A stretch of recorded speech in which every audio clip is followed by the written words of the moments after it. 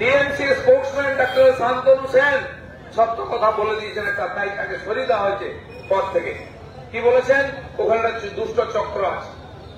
চক্রটা হয়তো উনি ডিটেলস বলেননি। 600 কোটি টাকার ওষুধ, সরকারি ওষুধ ওখান থেকে বিক্রি হয়ে যায়, লুট হয়ে যায়। ওখানে যে জিনিসপত্র ব্যবহার হয় ওয়েস্টেজ, সেগুলোও বিক্রি হয় আজকাল। সেগুলো যে বিরোধী জিনিস তৈরি হয়, বাংলাদেশে চলে যায়।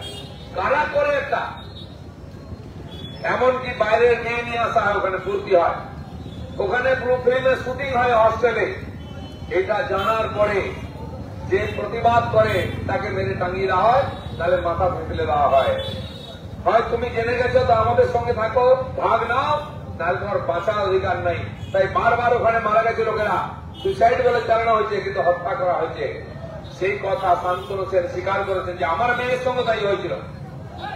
সেই যখন মানুষকে ফেল করানোর চেষ্টা হয়েছে পরীক্ষায়, নেতার মেয়ে, তাই তিনি বেঁচে গেছেন, কিছু হয়নি।